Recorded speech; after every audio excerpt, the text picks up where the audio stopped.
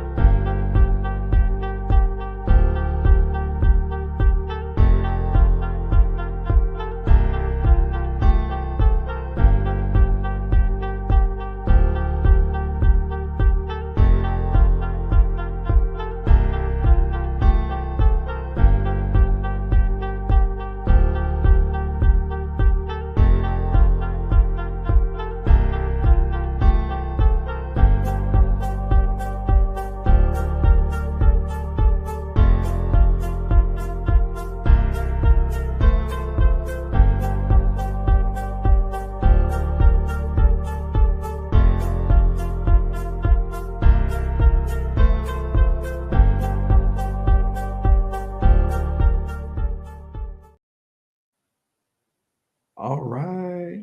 Hello, everyone. Welcome, welcome, welcome. My name is Jeremy. I'm with Made Management, and I am here hosting tonight's session. I'm excited to be with everybody out there. Thank you for joining us tonight. I do have a special guest with me today. And Happy New Year's to everybody out there. I hope everybody's enjoying their new year. 2025 is going to be a great year. I'm excited. I know a lot of others are excited as well. Hope you guys are. How are our resolutions going? Are we still on track for that? I think I'm almost maybe not quite. Well, we can always reassess tonight. So welcome. Actually, today is Three Kings Eve. I don't know. Cindy, are you familiar with Three Kings holiday? No. So Three Kings is a big holiday, and it is in certain parts of the world. And today is Three Kings Eve. I don't even know if that's a thing. I know that tomorrow's Three Kings Day. I don't know if they celebrate like Christmas Eve, but so thank you for joining us on a holiday weekend here. We are excited for tonight's session. I have the guests who I've known for a while, and last time I think we were together in person was this summer, right, in Orlando? Yeah. Was it the last time? I think, wasn't it just in Florida? Yes, in Florida in August, like first weekend of August. So yeah. So it's been about 6 months since you and I have been together in person, but now we're here online. So we're still in person. Yeah. Glad to have you with us today. Thank you for joining us. How's your holiday so far?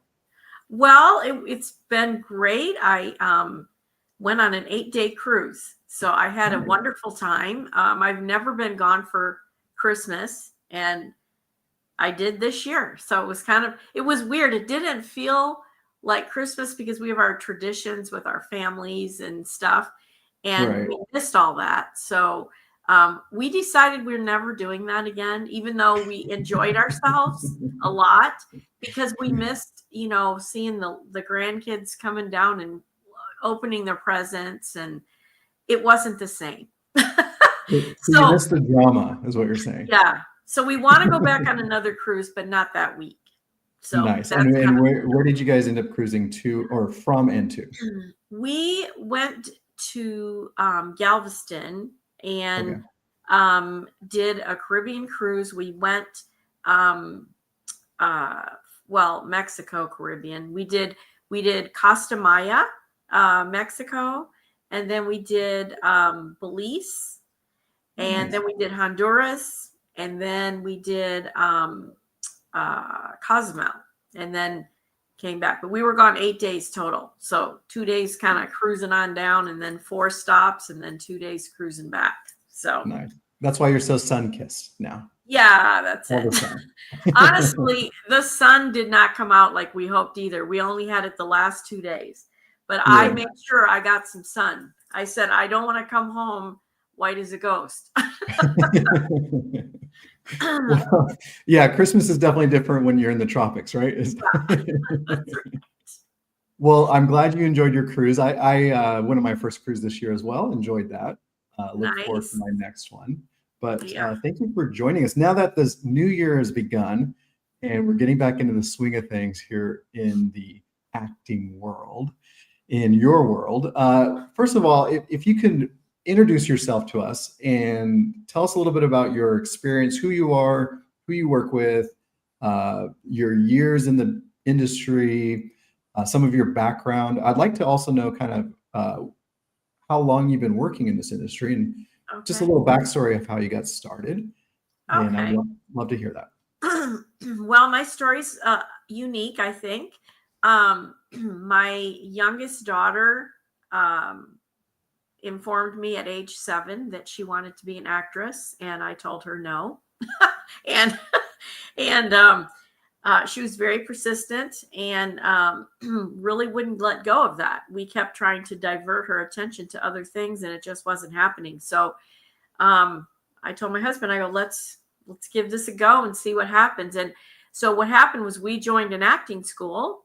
They didn't have online back then, Jeremy, but it was an in-person one, and we got her involved in that. And it was crazy what happened because she every agent that saw her wanted her. She had the it factor. I didn't know what that was at the time, but I learned everything by getting basically pulled in by her agent telling me, okay, you're going here, you're going there. And her agent was Jeremy Apodi he was at Abrams at the time. He's at LA Talent now. But yeah, so it was really crazy what happened. And as time progressed, when she turned 18, I realized I no longer was going to get to go to set. And I did not realize how much I missed it until it was no longer an option for me. So I reached out to her then agent, which wasn't Abrams anymore, but I reached out to them 3 times, and I just wouldn't let them take no for an answer. And they hired me and trained me everything I didn't know, because he already knew I was very, what is the word? Charismatic, pretty charismatic, and I had already made many connections in the production side and knew many agents. They knew my daughter, so they knew me, and so it was kind of like I wanted somebody who would give me the holes that I was missing. And so I trained with him for 1.5 years. And then in 2019, I went to Eris, had an interview. They hired me on the spot. And I already had 85 clients in 1.5 years, Wow. which was pretty amazing because of all my connects. I had so many.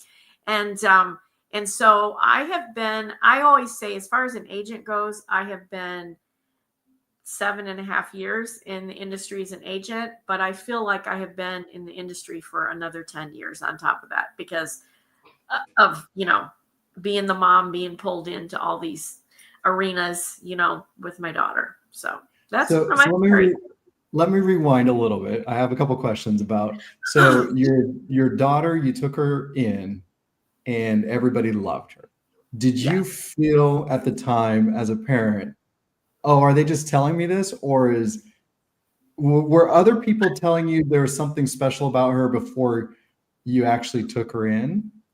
Well, we were from Texas. We had moved to California, not for acting. My husband got a job transfer to California. Okay. And so she was in the cheerleading. I mean, that's the big thing in Texas, right? So she did Pop Warner cheerleading, and everybody loved her. And but she did get involved in some school and church plays. So that was a little tinge that maybe she has some interest going there. But, I never thought that was going to develop into anything because we lived in Texas. That was one of the reasons. But then when we moved to California, she immediately realized that there was an actor on every corner. and she was like, I want to be that. That needs to be me. And interestingly enough, when she turned 12, she found her singing voice. And that is what she is now. She is a real artist. You can find her on Spotify and Apple Music, all of those, like 30 some songs on there. She's 26 now. And so she doesn't sing like a child. She sings like an adult. She sounds a lot like, she's R&B pop. So A Okay. lot of people, she can sound exactly like Rihanna, Beyonce. She can sound like them, but Right. obviously Nice. she's not them. But she has her own music and she's a writer. So she does production now too. So she's So very into music. so she got all her talent from mom. Oh yeah, that's it. That's it. Oh So my you God. kind of joined the industry kind of through the back door, Yeah, meaning that you were a mom of talent and right. and got to see a lot of the industry in a different set of eyes. A whole different set. And back to your point, did I think people were just saying that? Yes, I did. I remember when we went to the school, the guys telling me, your daughter, she has it. And I said, you tell everybody that walks in here that because you want them to pay you. I was very, very right in his face with it, and I told him, I said, here's the deal. If she can be 7 and be an actress and still be 7, I'm okay with it. But I don't want her to be 12 when she's 7 because I know she only has 1 year to be 7. I was very, she was our youngest, and I saw how every kid wants to hurry up and grow up, and the Right. reality is when you go look back, you wish you would have enjoyed your spot at the time, And so I always tell everyone, enjoy 7, enjoy 8, enjoy 9. Don't try to be 12, 13, 14 when you're not there yet, because it'll come soon enough. It'll come. Did you find that to be an issue as she was getting older? Like being in the business, did you find her growing up quicker or? Well, we were very careful about all of that. If there was a role that was a little too racy or something, we wouldn't let her do it. We were really careful about it. But she was always so dramatic, and so she kind of excelled at some of the dramatic roles. I'll never forget, she did this one.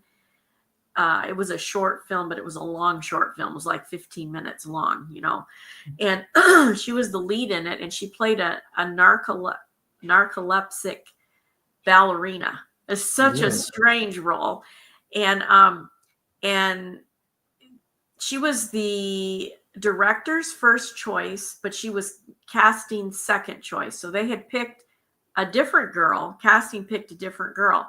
She was devastated because she had been back for all these callbacks. She thought she was going to get it. And then what happened was she went, I said, if you don't get it, I'll send you to summer camp because, kind of consolation, something, right? So I sent her off to summer camp and my phone rings and it is them. With the director is, she goes, I don't like this girl. I don't like her mother, blah, blah, blah. I want Lacey, And I said, oh my God, she's in a camp I can't even get a hold of them. It was one of those where, they don't have the phones. They have to stand in a certain spot. And I said, it's hours from me, like 5 hours from me to go get her. And anyway, we did get her back, but they had to wait a while. They had to wait like 3 days. And so they had to film other scenes she wasn't in. But anyway, she did that show and she won awards for it. Young Actors Awards and all kinds of stuff. She did such a great job on that. And she was new, So in the middle of production, they decide that they wanted a different lead. Yes. They wanted to change their Olivia. Her name was Olivia. I'll never forget it. So that leads me to a question. How did you handle the no's as a parent with a actor in the industry? You hear no a lot, right? Yes. And you're always trying to tell your clients, hey, you're going to hear no more often than you'll hear yes. But as a parent, how did you handle that? What was the best approach? Well, of course, we did different things. I taught her to lay it all out there, and then you're done. That's all you do. You lay it completely out there, and you move on to the next thing, because we don't know things behind the scene. Like maybe she doesn't match up with the family, or maybe her eyes were blue and they wanted brown, or different thing. They're so minuscule that sometimes you don't even know why you didn't get it. It had nothing to do with the acting. It just, a look or whatever. And so we taught her that. And so it was hard though. When they're young, it's hard. They really get their heart set on something, and it's very devastating. And sometimes if I was really upset, I would not let her see that. I would go in my closet later and cry a moment because I would be like, oh my God, she worked so hard on that, but I didn't want her to see that, I just said, this is just the part of it. I mean, it's not, there's such a small percentage that get the roles. You have to be willing to do what it takes for however long it takes, but one thing I learned is that if you don't give up, you will probably win. Now you may not be the A-lister, you might not be Brad Pitt or somebody like that, right? But you could end up being a very nice working actor or actress for the rest of your life if you do not give up. There's a lot of roles out there, a lot. Right. So as a parent then turned into industry agent, obviously you probably have a lot of wisdom that you carry over to your clients in their careers. I do. And gosh, somebody is ringing our doorbell.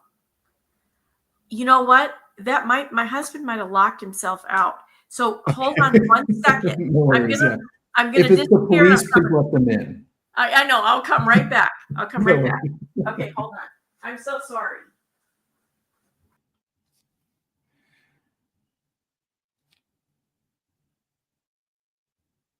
Doorbells are ringing, guys.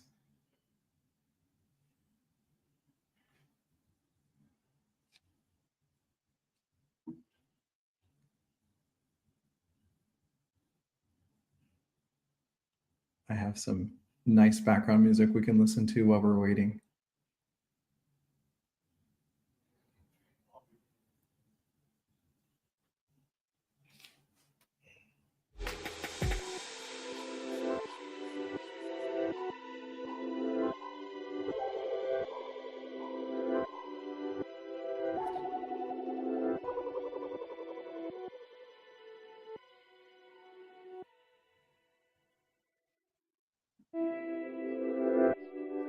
And we're back.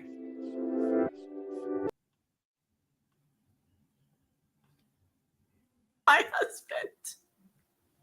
I'm sorry, what was that? It was my Amazon delivery. They were ringing the bell. And my husband is out back in sitting outside, so he doesn't know. You had a sign for it? He got locked out by accident. Was it one of the packages you had to sign for? Yeah. I'm so sorry. No worries. Well, you're obviously joining us from a place that still delivers packages right now. Right. It's not 3 a.m. for you. No. No, it is 6:25 right now. So going back to helping clients, with their careers, obviously that's one thing that I'm sure you're very good at, especially from the motherly perspective. Do you have to talk clients down sometimes, or talk them, out of disappointment, or tell me some stories about how you deal with that sometimes with clients? Well, I definitely do that. And when I first became an agent, 6.5 years ago, I treated everyone like they were my child. And I learned quickly I needed to quit doing that because I was getting taken advantage of very much so. And I also needed to be a little tougher with them, on certain things. So your phone was ringing all hours of the day is what you're saying. Yes, it was ringing all the time. And and now like the holidays time, I did have some people try to schedule a meeting with me this weekend. And I said, no. I said, I'm officially back to work on Monday, the 6th. And I said, we can schedule something after that. But, I learned that I have to take a break sometimes because I do love it. I mean, I love it. And I love the whole industry and I love everything about it. And that's why I don't get tired of it. Like people tell me, how can you stand all this? And I said, well, it invigorates me. I don't know what else to say, but I get a jolt from it. So I continue to do it. And I'm sure the part you might love the most, I don't want to put words in your mouth, but I'm sure it's seeing one of your clients on the screen in a production. Yes, of course. And then you have things that are really sad also. Like I just had somebody book a top of show guest star. There's a new show called Countdown. I don't know if anyone's seen it yet, but he booked top of show, and he's such a great actor. I was so proud of him, and I think it's coming out this month, actually, the show itself. But anyway, then I have a young actor. He was 8 when he got booked on the movie that's out now called A Complete Unknown, about what is that singer's name? It's The guy completely with unknown. huh? I said The it guy must be completely unknown. The guy with the curly hair, and he plays Bob Dylan. It's about Bob Dylan. And anyway, he booked that. Now, here's the sad part. He did his part, except the day that he was supposed to do his lines, they had a mix up with the school rules because he was now in New Jersey and he's a California kid. And they had some rule in New Jersey that all the school hours had to be done by 4 p.m. And they didn't call him in that day until 2 p.m., the production. And we fought tooth and nail. So did their attorneys, went to bat, there was nothing we could do. So my poor kid, who went all the way to New Jersey to film this for 3 days, got cut. His scene got cut. And the director really loved him. He wanted him in there. And so now he doesn't even show up as being in the show. And we worked for 3 days on the show. Wow. So I'm sure he's heartbroken. Yes. So then then I have to console the parents too, because they said, why didn't they know this? And I said, because you're a California family and they were dealing in New Jersey and they had no idea there was all these changes, blah, blah, blah. And there's some things like that, you just can't overcome them. Like looking back, had we known, what they should have done is called him in at about, 11 a.m. He could have done his school and been done by 2, and then he could have been working. But because he had to be done by 4 with school, he never even got to go to set the day he was supposed to do his lines. It was awful.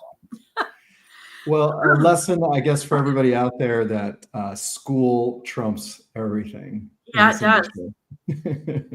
It does. And one thing I learned is if you have an out-of-state child, you better make sure you know what the rules are where they're working, because production had no idea. I certainly had no idea. And I learned a lot, and I learned it the hard way. But you don't forget those lessons when you learn them that way. Right. You tend to remember the hard ones. Yes, you do. Yes, you do. Well, speaking of lessons, what would be one piece of advice to people who are maybe tuning in and they are interested in breaking into the business, in the industry, and they haven't quite gotten there yet, their big break?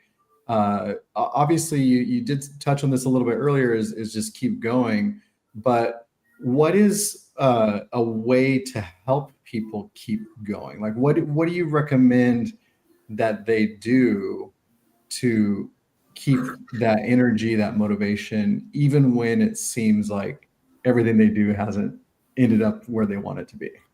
Well, you need to kind of really take a look at what your presentation is to the industry. Okay. Like, how do you look when they pull you up on a casting site? How do you look? Do you look like you're barely getting going? You got 2 pictures and that's it. I always tell my clients, I need 6 to 8 because I need to give a well-rounded view of you as a client. And I need to see different facets. Like the funniest thing is some people go get headshots. It's the same headshot, different clothes. That does not work. That does not work. I want to see happy, sad, surprised, quirky, um, and then theatrically, you need to be a little bit stoic. Maybe it's a different look when it comes to theatrical than commercial. But since most new actors start out with commercial, I easily talk to them about that to begin with, because that's an easier way to get started than to start off. Oh, I want to be on Law and Order. Okay, good luck on that. Okay, because Dick Wolf is strict. Although I love his show, it's not the easiest show to get on. You're not going to get on there if you're a brand new actor. So you have to training, which is what we're doing here. Teaching things. If you feel like you're doing auditions, you think they're the best, but you're not getting a callback, something is wrong. I mean, if you've done, I don't know, 25 and no callback, something's wrong. I mean, you should get at least one callback out of the 25. And I like to see my actors get more than that, but we need to at least do some kind of measurement stick and see what's happening. Why aren't you getting called in? And a lot of times it's a small adjustment. Maybe they're not looking properly into the camera. Maybe they're not showing that inner emotion. They're just reading the words, but we're not getting the presentation from their face, their hand gestures, whatever. So sometimes that's all it is, but it depends, and you have to be willing to take a look at yourself and realize that this is the long game. This is not the short game. Acting is not a short game. There's very few people that look like they just showed up on your screen that really just showed up on your screen. That's usually not the case. They've done a lot of stuff behind the scenes that you may not see. And most of them have a lot of experience. And it may be like, student films or a bunch of commercials they've done, this and that you may not have seen. But most of them have a track record. Now, the only exception to that I've run into, maybe you are the daughter or son of a very famous actor. You might get to walk right on and do something fantastic. But most of the people do not get that opportunity. They have to work at it. And so you have to celebrate the small wins, even if they're small. It's a win. I got this and I'm so excited about it, and then you leave it there and you move on to the next one. You don't stay in that spot and go, okay, I've arrived now. Everybody's going to call me up, because they don't do that. They do not do that. When you go back to your first point for headshots, right? You have multiple headshots, or at least it looks like you have a bunch. You're talking about professional headshots, not selfies, right? Correct. Yes, I am. I truly am. And then have you seen the ones? I had a client once who said, hey, I got some new shots, and it was like 5 poses, but in 20 different scenes. Have you seen that? It's like almost AI enhanced. Like here he is as a fireman, and here he is as they're terrible. I mean, the reason I say they're terrible is you can usually tell that they're AI. Right. Because first of all, they're too perfect. I mean, there's absolutely no flaws. And nobody's like that. Real people have flaws. Right. And that's part of the celebration. You take a look at some of the actors that have like scars on their face. That is their trademark. You expect to see the scars. You would be sad if they took it away, because that's not them anymore. Right. Yeah, they're who they are, right? Yes, that's who they are. As far as the acting training is concerned, you said, sometimes if they're auditioning but they're not getting callbacks, it could be, some minor change or needed within the actual audition itself. But as far as training, I have a question here from somebody that says, what's the best way to find good acting coaches? I know that I'm sure if you Google online and look that up, but is there a specific place that you direct people to for more acting experience? I mean, I know it's kind of a tough question because people are all over the world nowadays. Right. And the nice thing is we do have these sessions where we can talk online. But what's a good resource, or where's a good place for people to start looking for acting coaches? Well, I do recommend that you Google in your area if you want an in-person one, but how do you know if they're good? Well, you got to see who they have worked with, like in Los Angeles, for instance, there's an acting coach, and you may have heard of him too, Jeremy, Zach Barnett. He's pretty famous because why is he famous? Because he works with people like Adina Menzel and, I mean, Jane Fonda. I mean, he literally works with these people right now. And so when you have somebody like that, that they're good because they have this track record. So you do want to explore their track record, and you might ask them, what is who's the actor or actress that you are most proud that you've worked with, or something like that. So you get some of these answers, and then you can research those actors and see if, in fact, now some people do make stuff up. So you have to, you don't want to work with someone who is lying to you to begin with. So, so it's kind of good to make sure you're dealing with a reputable place. But most agents, managers do have their own list of places they like to go for coaching and stuff like that. So it's kind of good to use that resource. For me, I have a nice list for LA and New York, but not so much other obscure areas. I don't even have a good list for Atlanta. And Right. Atlanta has a lot of work going on right now.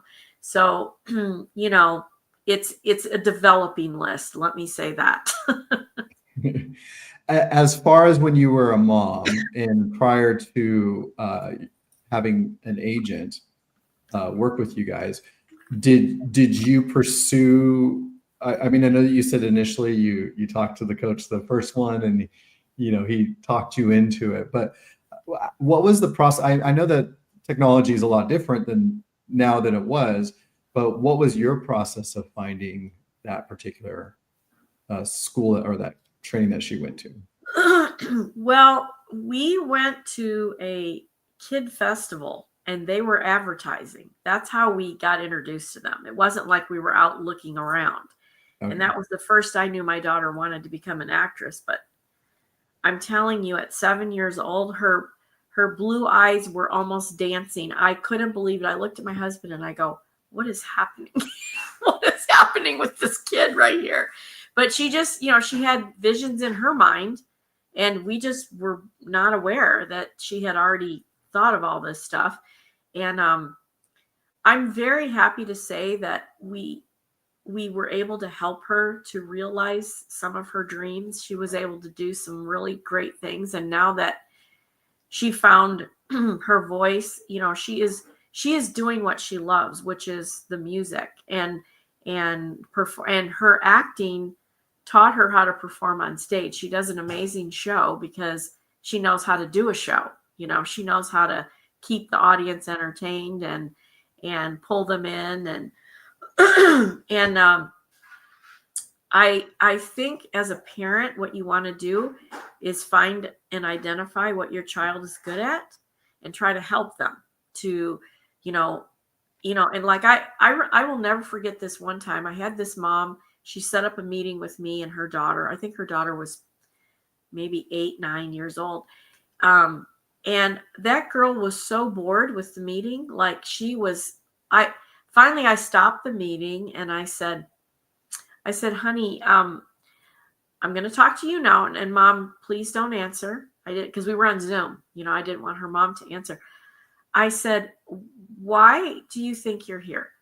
She said, well, my mom wants me to be an actress. And I said, and what do you want to be? She goes, I want to be a swimmer. She knew what she wanted to be. It was not an actress. And right. I told her mother after, and then I dismissed her daughter so I could talk privately to mom. And I said, please don't put your daughter in something she doesn't want to do. Acting is hard enough. Actually, anything is hard. If it's anything that's worthwhile is difficult. And I said, so make sure that this is what she loves. If she loves it, she won't be sad and she won't mind doing all the things she has to do. But I told her, I said, this is not for her. I said, take her to swimming lessons. Get her where she wants to be. But this is important to me. If I see someone not really doing, I remember one adult actor did like 4 auditions and he didn't get a call back. And he goes, I don't think this is for me. And I said, wait, we only did 4. I said, we're at the beginning stages of your career. And I said, it probably isn't for you if you're already ready to throw in the towel. I said, people need to have a commitment right off the bat. I'm going to do 100 auditions and I'm not stopping until I do. Because by the end of 100 auditions, you're going to know a lot about yourself. You're going to know what worked, what didn't work. 4 auditions does not do it. It just doesn't. That's a good benchmark, 100 auditions. And then probably know if you really want to do this or not. At that point, right? Really will. You really will. What did you get any negative from when you first were starting out? Were you trying to get advice from other family members or friends, and were they trying to talk you out of it? Like, was there any sort of that happening when you guys launched? Well, yes, we did have people tell us that she's going to end up on drugs, and it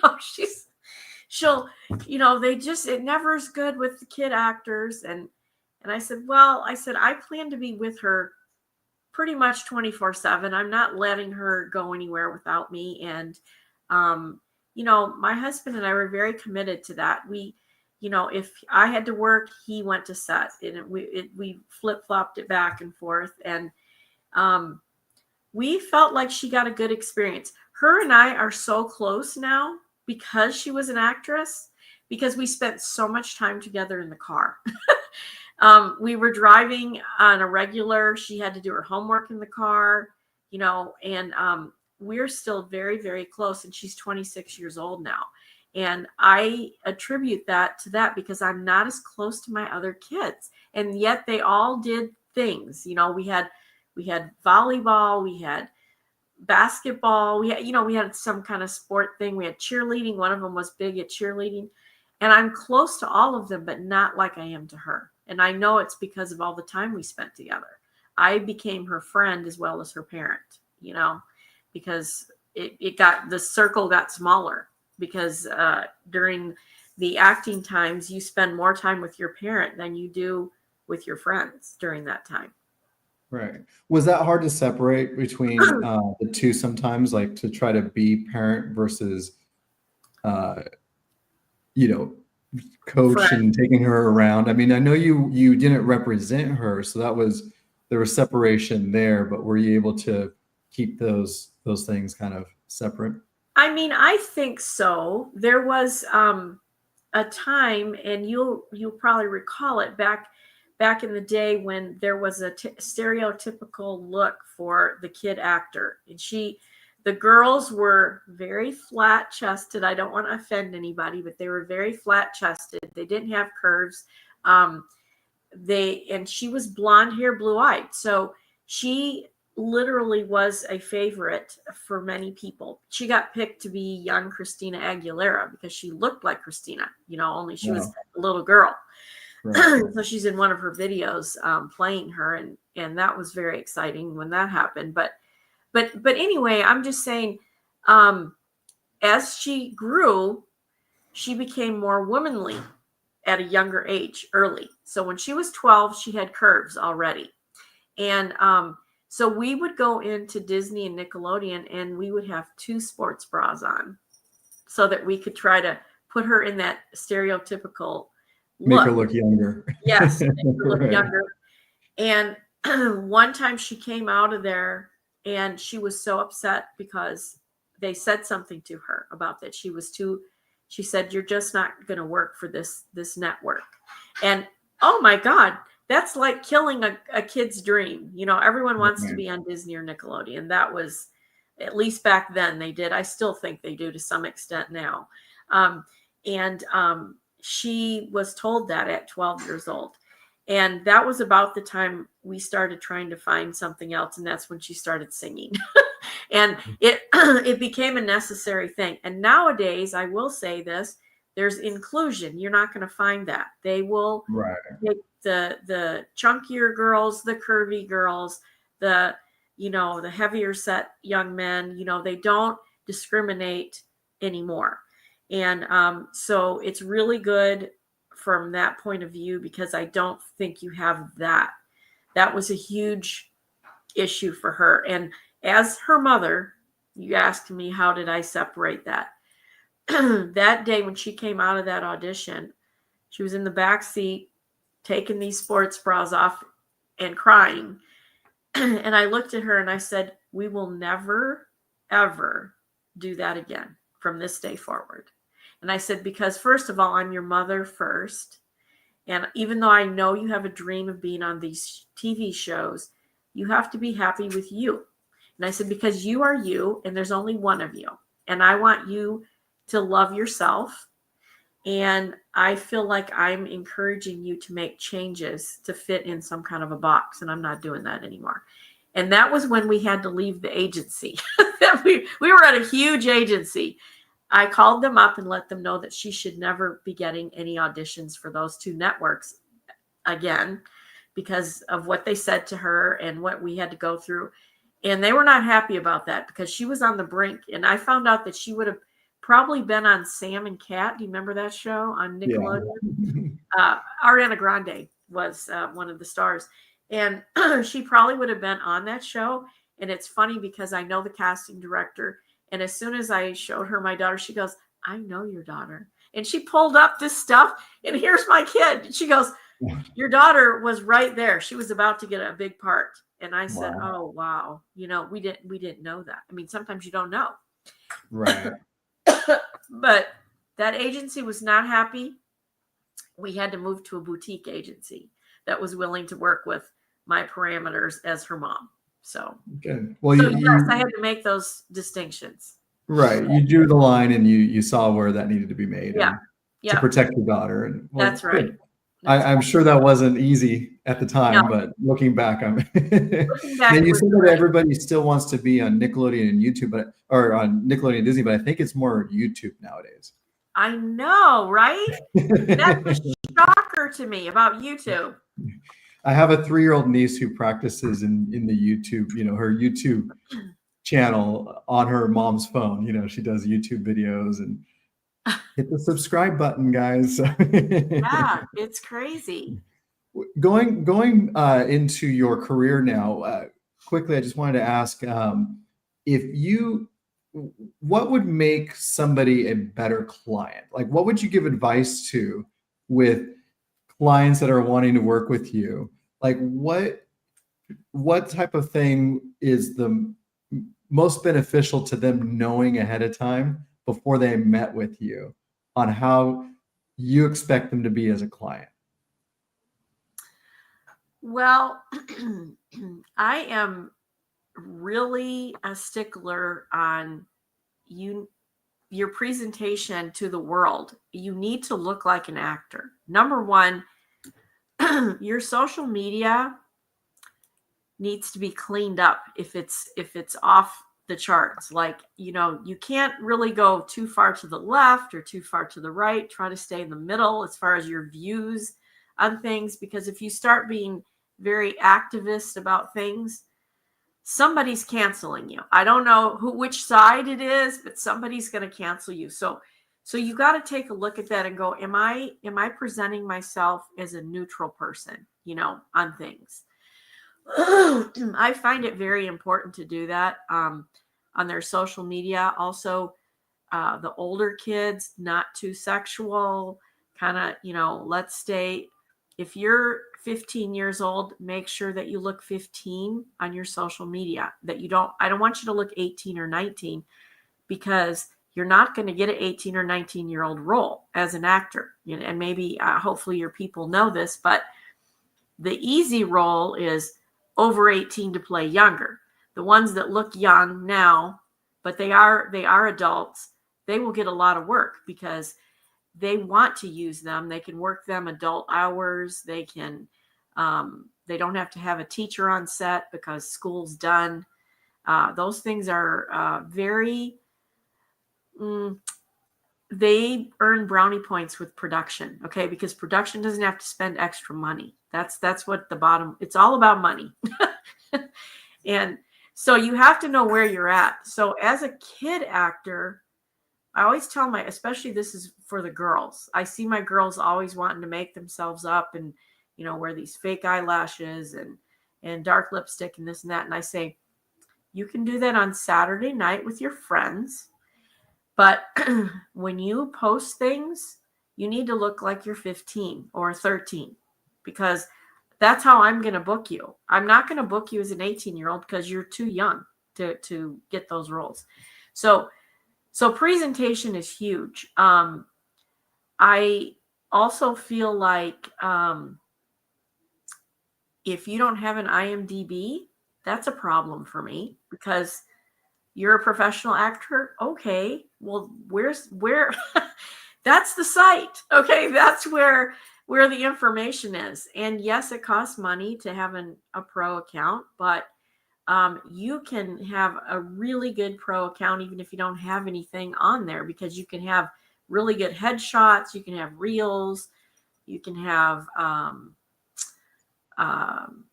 some of your work, even your student work. You can put it up there as your reel. You get 5 reels as a pro account, so you can make it look good, And I feel it's real important to have that presence. Especially if you want me to push you. It's hard for me to push you and I don't have anything to push, Right. Well, and you're right though, for such a small fee, it's such a big advantage to have. It is. It totally is. And not a lot of people take advantage of it. They don't. And you can put like 150 pictures up there. So like I tell people, if you were on set, even if it was background, okay, we're not going to say background. On IMDb, we never say background, by the way, or your resume. But I'll say, but if you were on set with, I don't know, anybody important, and I'm drawing a blank. I'm having a hard time with names today. With like...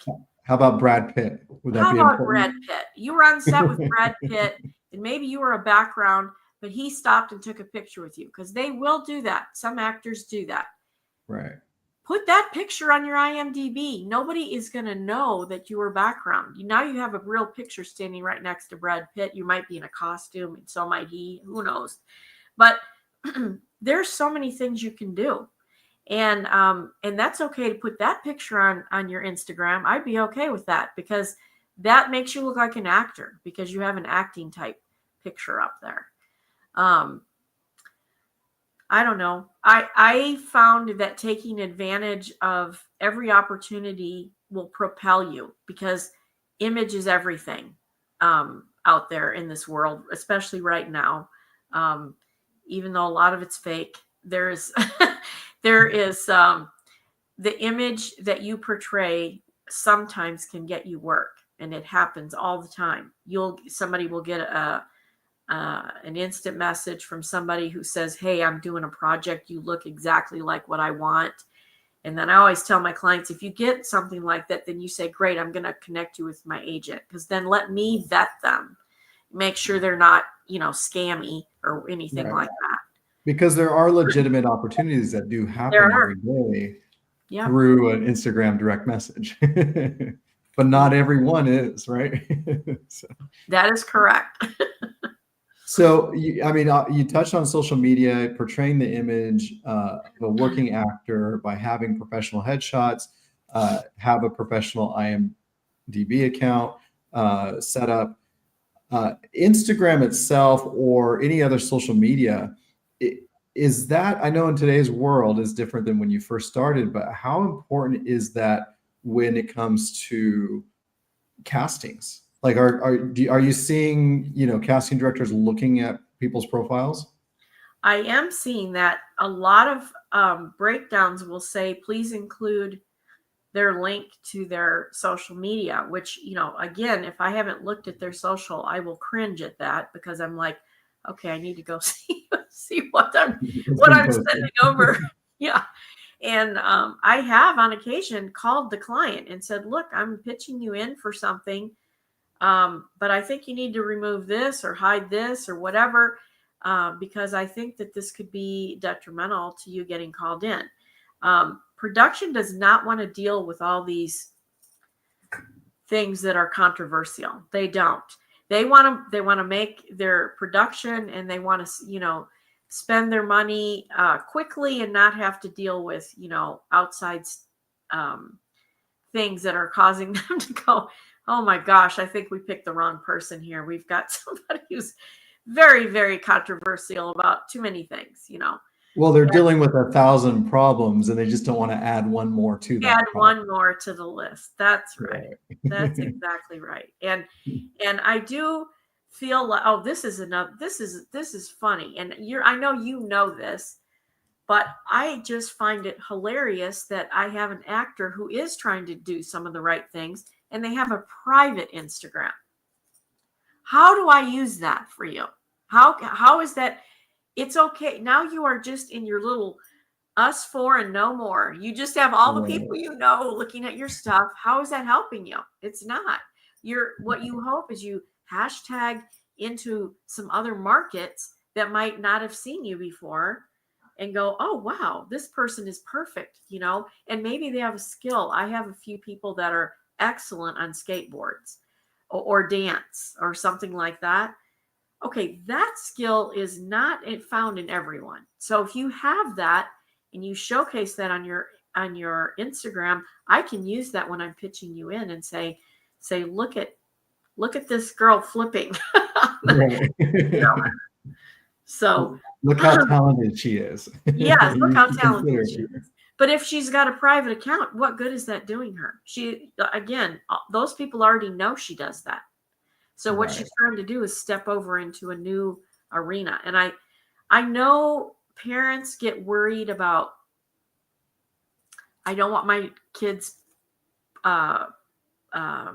profiles to be public, but what you need to do is take charge of that. And always, like on my daughter, she had, I think Facebook was in then. Now, now it's not, but that was back how long ago that was. And so I always made sure we had managed by mom, managed by parent, or something like that. So they knew, and I looked at everything. And when she was old enough, I let her have the password, but I let her know I was still on there. I'm going to be watching everything. So be prepared. If I saw anything that looked off color, Gerard wrote Ryan Gosling. I'm sorry, I just now saw that. And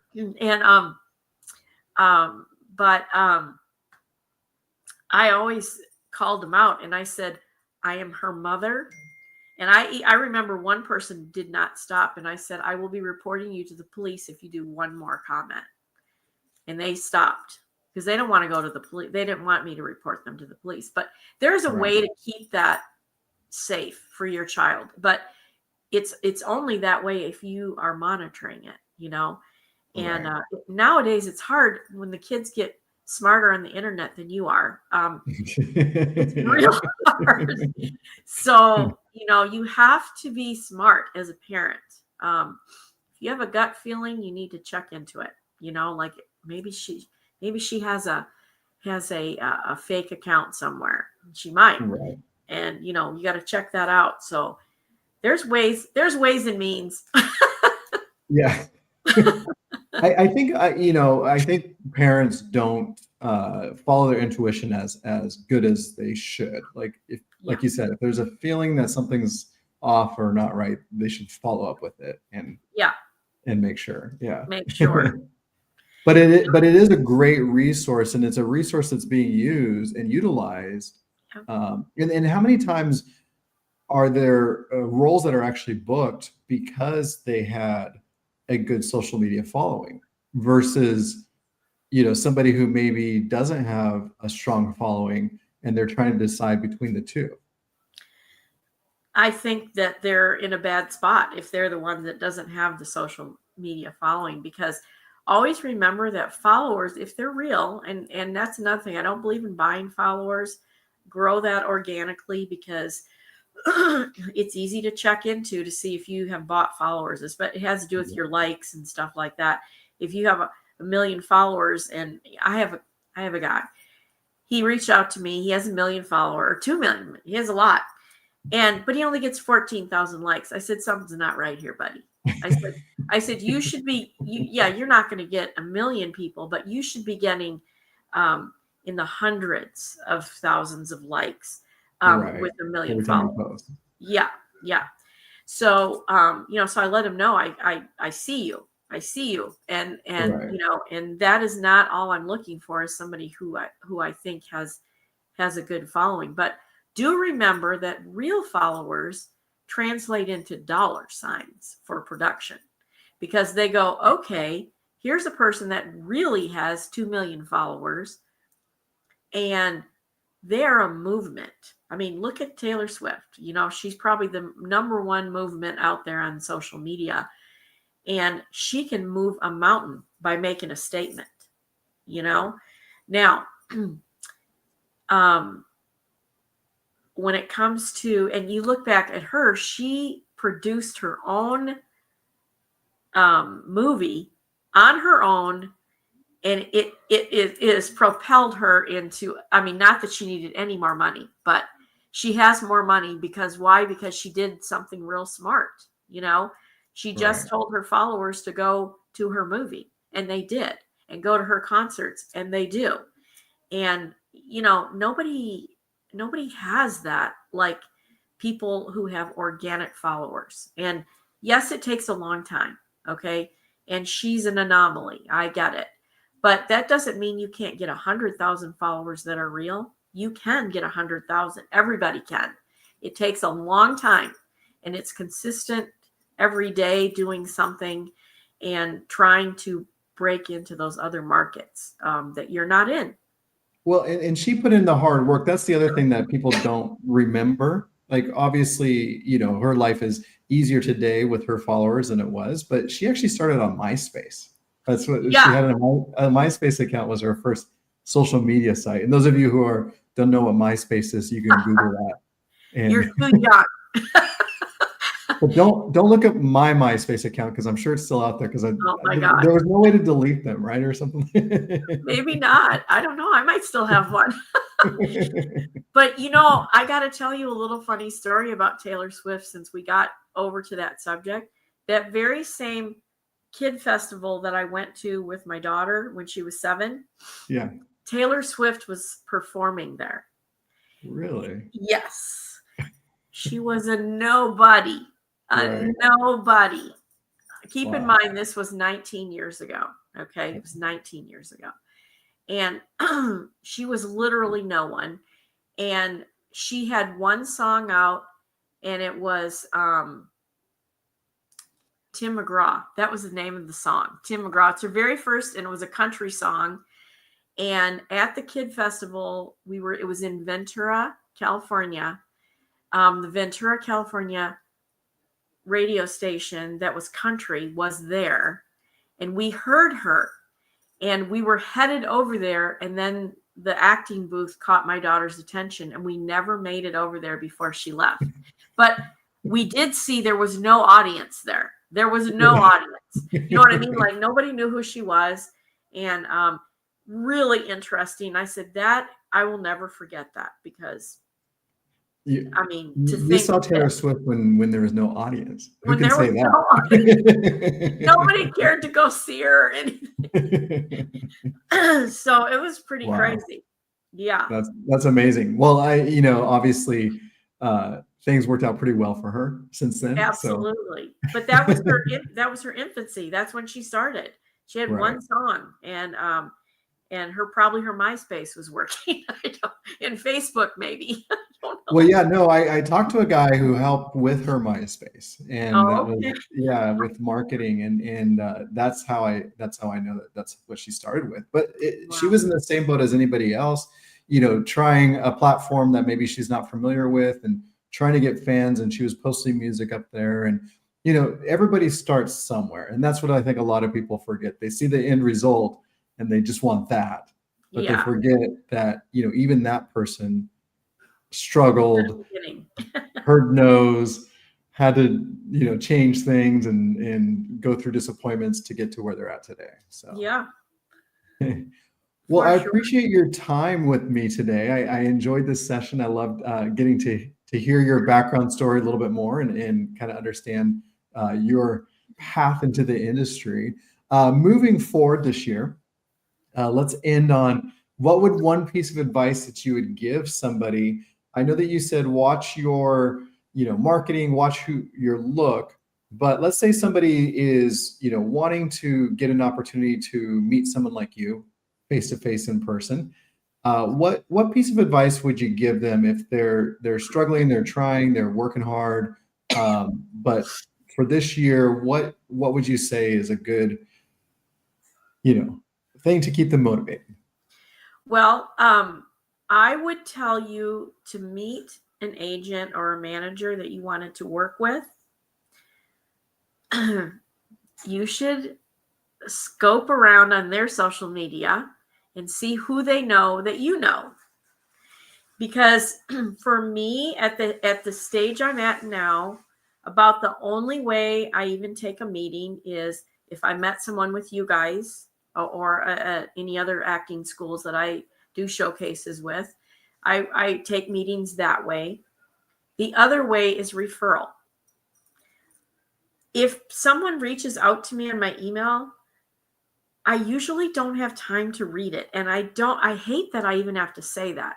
But the reality is I get hundreds of emails a day.